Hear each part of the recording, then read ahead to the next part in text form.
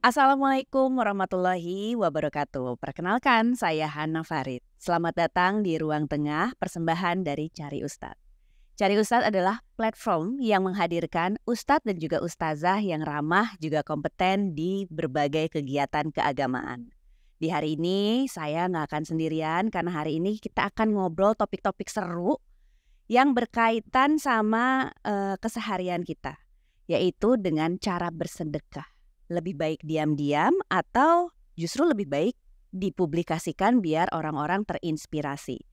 Nah, saya tidak akan sendirian, saya akan bertanya langsung sama Ustadz dari Cari Ustadz, yaitu Muhammad Hizbullah. Ustadz, apa kabar? Assalamualaikum. Waalaikumsalam, Mbak Hana. Jadi selain aktif di Cari Ustadz, Ustadz juga aktif di Kaprodi Komunikasi Penyiaran Islam IIQ ya? Betul. Jadi sehat apa kabar Ustadz? Alhamdulillah. Terkendali, aman. Masih bisa menahan lapar. Alhamdulillah. Sebentar lagi nih. Sebentar lagi ini ya. Sambil ngobrol-ngobrol sore, kita bakalan bahas topik tadi nih Ustadz. Jadi saya tuh aktif di Modestock. Ini platform yang saya bangun untuk menghubungkan teman-teman di industri modest fashion. Nah, beberapa strategi marketingnya itu setiap ada misalnya penjualan, sekian persen dari penjualannya untuk misalnya untuk charity kemana, untuk bagi-bagi kemana, untuk support apa gitu. Tapi ada juga yang menyerang kalau publikasi seperti itu juga kok jadinya pamer. Karena katanya kalau namanya sedekah itu tangan kanan memberi, tangan kiri sembunyi. Tapi di sisi lain mempublikasikan penjualan untuk nantinya dibagikan untuk charity itu juga bisa menginspirasi. Nah, sejauh mana kita boleh mempublikasikan charity dengan tujuan ingin memberikan inspirasi gitu. Baik, terima kasih Mbak Hana. Pertanyaannya selalu aktual. Mewakili dan seluruh para penonton setia Cari Ustadz. Betul, sedekah itu kan sebenarnya dari akar kata jujur, benar artinya sedekah itu. Benar itu artinya sebagai bukti kebenaran iman seseorang itu adalah berbagi kepada orang lain. Nah, kemudian tadi pertanyaannya bagaimana yang lebih baik, sedekah secara sembunyi-sembunyi ataupun sedekah secara diam-diam. Dua-duanya benar. Karena dalilnya ada dalam Al-Quran, in tubdus shadaqat fani'immahi. Jika kamu ingin menampakkan sedekahmu secara terang-terangan, itu baik, itu boleh. Tetapi lanjutan ayat itu, wa in tukhfuha, tetapi jika kamu menyembunyikannya, kemudian memberikannya kepada yang berhak menerimanya, fakir, miskin, fahuwa khairul lakum. Itu lebih baik bagimu. Jadi bersedekah secara terang-terangan maupun sedekah secara sembunyi-sembunyi itu dibolehkan di dalam ajaran agama. Karena dalilnya ada. Lalu bagaimana dengan niat untuk dapat untuk dapat penjualan lebih bagus? Itu juga dibenarkan. Oh, boleh ya? Boleh dalam ajaran, selama tidak melanggar dari ajaran syariat. Orang niat usaha supaya usahanya tambah bagus, lalu sedekah, itu ya boleh dalam ajaran agama. Misal saya sedekah dengan niat supaya saya sehat, jauh dari penyakit, itu boleh. Karena dalilnya juga wasari'u ila magfiratin min rabbikum. Bersegeralah kamu untuk memenuhi ampunan Allah seluas langit dan bumi.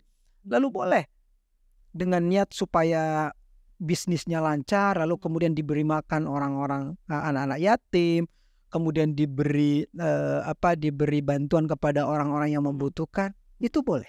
Boleh ya. Jadi kalau misalnya penjualan ini sekian puluh persennya akan diberikan kepada misalnya anak yatim Ya. gitu. Terus udah gitu kita berkunjung ke sana memberikan hasil penjualannya, terus kita berfoto bareng. Kan itu juga suka terjadi, berfoto bareng. Oke, sudah disalurkan hasil penjualan sekian puluh ribu kepada yayasan yatim sini gitu. Itu masih diperbolehkan ya? Betul, karena gini, ada beberapa konsep di dalam sedekah itu. Ada sedekah sifatnya kolektif melalui lembaga-lembaga tertentu, seperti melalui Badan Zakat Amil Nasional, maka itu harus dipublikasikan. Justru harus dipublikasikan. Atau seorang pengusaha, dia punya usaha yang kemudian usahanya maju, kemudian dia mengundang anak-anak yatim lalu foto, itu bukan juga termasuk dari bagian yang dilarang dalam ajaran agama. Sebagai bentuk tahadus bi nikmatillah, diberikanlah rizki oleh Allah lebih, lalu dibagikanlah kepada orang-orang yang membutuhkan, itu boleh. Tapi ada juga memang sedekah yang sifatnya kalau tadi kolektif, ada sedekah yang sifatnya secara individu. Individu itu ada kalanya baik sifatnya untuk disampaikan kepada orang lain, apalagi seorang tokoh misal. Seorang tokoh itu ya boleh dia untuk menyampaikan supaya menjadi contoh bagi orang lain bahwa sedekah itu adalah sesuatu yang harus dibudayakan oleh masyarakat. Kalau mengenai nanti dia hatinya ada ria, itu lagi-lagi kembali kepada masing-masing. Tetapi dalam ajaran agama bersedekah secara terbuka, bersedekah secara terang-terangan itu boleh. Boleh ya, apalagi sekarang nih kadang-kadang juga yayasan-yayasan yang sedang mengumpulkan dana juga dia berkolaborasi sama influencer atau key opinion leader. Jadi artis-artis di sosial media yang justru semakin banyak followersnya buat dia berjualan ya semakin banyak uang yang terkumpul. Berarti sistem seperti itu juga masih dibolehkan ya? Betul, selama niat dan usahanya dengan cara yang benar itu boleh. Apalagi niatnya untuk niat mengajak orang. Seperti sekarang ada namanya banyak sekali jenis platform-platform charity gitu ya. digital untuk mengajak orang. Itu bukan lalu kemudian kita diam-diam, saya mau diam-diam tangan. Makanya pernyataan yang mengatakan kiri jangan tidak, itu penafsirannya banyak sekali.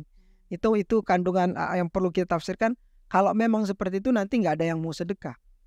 Karena memang lagi-lagi riya itu disebutkan juga oleh Prof. Quraish Shihab, itu beliau mau membuat perumpamaan riya itu seperti semut yang jalan di batu licin gelap. Susah sekali, pasti ada celah-celahnya. Kita pun kadang mau itu pasti ada peluang, tapi lagi-lagi selalu kita bersihkan diri kita. Setiap kita sedekah, niat kita harus kita perbaharui dan sebagainya. Oke, jadi ada nggak sih aturan-aturan dasar ketika memulai bersedekah dan mau mempublikasikan gitu? Ada aturan-aturannya nggak dalam Islam, Ustadz? Misalnya niat gitu ya, atau apa lagi nih Ustadz? Yang pertama betul, disebutkan dalam Al-Quran, dan sedekahkanlah sebagian dari hartamu. Sebagian? Ya, nah betul. Mimma yunfikun. Makanya yang pertama adalah yang namanya sedekah itu adalah pastikan kepada orang yang membutuhkan. Jangan sampai salah sasaran. Yang kedua, serahkan sebagian dari rizkimu. Jangan semua uangmu kau berikan kepada orang lain. Istri dan anakmu juga butuh di rumah. Jangan kau sedekah tapi pulang berantem sama suami, sama pasangan, sama gitu. Keluarga gitu. Sama keluarga. Jangan sedekah tapi hutang juga masih menumpuk gitu. Betul. Makanya disebutkan ma yunfikun, mimma yunfikun, dari sebagian harta yang diberikan. Jadi jangan semuanya, misal berapa persen.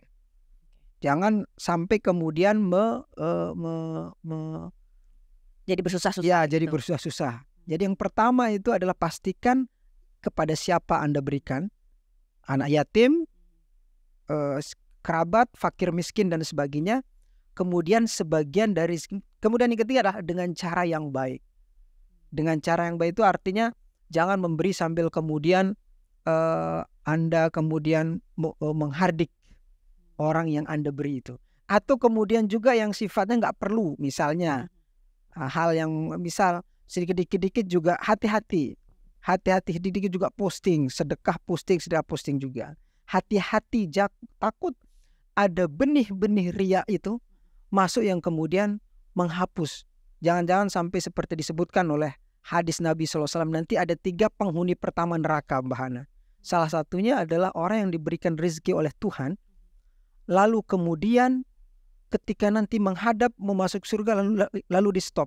Kata Allah, kadzabta, bohong kamu dulu sedekah bukan karena aku, tapi karena supaya dipanggil dermawan dan sebagainya. Ini salah satu di antara 3 orang nanti penghuni pertama neraka adalah orang yang sedekah tapi niatnya adalah bukan karena Allah, tapi karena ada tujuan-tujuan tertentu. Nah, berkaitan dengan tujuan-tujuan tadi, seringkali bersedekah dengan tujuan personal branding, Ustadz. Biar terlihat seperti seorang profesional, seorang yang sukses. Jadi harus terlihat berhasil, lalu mempublikasikan bentuk charity-nya gitu. Baik, ini memang lagi-lagi harus hati-hati. Karena bangun kredibilitas juga bisa. Betul. Bisa tidak mau bilang berbohong, Hmm. tidak juga mau dibilang direkayasa, tapi bisa disetting gitu. Dan salah satunya adalah dengan bentuk pemberian charity ini untuk membangun kredibilitas seseorang. Yang pertama, bahwa bersedekah dengan niat tertentu itu dibolehkan dalam ajaran agama. Niat lain dibolehkan. Ya, misal Selama saya mau sedekah, saya mau sedekah dengan niat dengan niat kalau sedekah nanti rezeki saya akan dilancarkan oleh Allah. oke, itu boleh. Itu boleh. Oke. Saya bersedekah dengan niat semoga dengan sedekah ini saya hutang-hutang saya lunas. Oh, bisa. Itu dibenarkan. Tapi kemudian sedekah dengan semata-mata dengan tujuan over yang berlebih-lebihan itu, maksudnya yang nggak ada faktanya, itu jelas dilanggar, dilarang di dalam ajaran agama. Personal branding seperti apa dulu ini? Emang ada orang bersedekah kemudian atas sebuah menjadi itu, saya rasa nggak ada ya. Karena memang sedekah itu kan niatnya adalah murni untuk membantu orang lain, murni untuk membantu orang yang berkebutuhan, bukan kemudian menjadi sebuah industri. Karena yang terjadi sekarang Ustadz nih di industri modus fashion, kita kan harus memperlihatkan keberpihakan kita, terutama dengan kasus yang terjadi di Palestina gitu. Nah, kadang-kadang itu juga diserang beberapa brand yang tidak memperlihatkan keberpihakannya, sehingga padahal di sisi lain ya saya melakukannya diam-diam gitu. Tapi akhirnya saya harus memperlihatkan kalau kita charity memperlihatkan dukungan kepada Palestina, jadi harus diperlihatkan. Nah, begitu juga tidak hanya pada brand owner, tapi juga pada artis-artis gitu. Jadi harus terlihat posting, harus terlihat udah ya, ini sudah charity sekian, sudah melakukan transfer sekian untuk memperlihatkan dukungan saya kepada Palestina. Nah, itu gimana? Baik, kalau yang itu jatuhnya tidak. Boleh ya? Boleh. Itu adalah sebagai bentuk pertanggungjawaban. Saya punya usaha, saya memberikan bantuan kepada orang yang membutuhkan, dan itu insya Allah bukan termasuk dalam kategori riya, dan itu termasuk dalam kategori tahaddus bi ni'matillah. Allah itu senang ketika nikmat yang diberikan kepada hambanya lalu hambanya berbagi. Itu artinya bahwa itu sebagai yang namanya tahaddus bi ni'matillah, itulah kita membicarakan atas saya diberikan nikmat banyak loh oleh Allah, lalu kemudian saya menyalurkan dengan jalan-jalan yang benar. Berbagi kepada orang yang sedang membutuhkan saat ini, itu jelas bukan kategori dalam riya dan dilarang agama. Itu jelas-jelas membantu orang yang faktanya saat ini membutuhkan.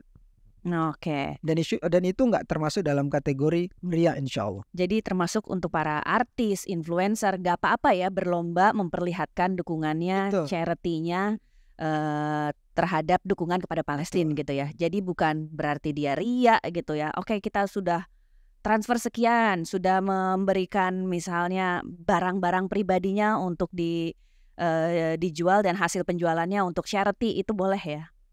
Boleh, karena itu sifatnya adalah sebagai bentuk, lagi-lagi bukan untuk sombong atau bukan apa, tapi adalah bentuk kepedulian. Ya memang kalau orang dengki ya ada aja cara. SMS itu namanya penyakit SMS. Senang melihat orang susah melihat orang lain senang. Wah, susah nih. Semoga Ramadan ini kita nggak kena penyakit SMS ya, gitu ya. Semakin dihindarkan oleh penyakit SMS ini yang senang melihat orang susah dan susah ketika melihat orang seneng gitu ya, gitu. Kalau gitu terima kasih Ustadz untuk percakapan hari ini. Semoga kita bisa saling menginspirasi dengan itu ya, memberikan charity-nya.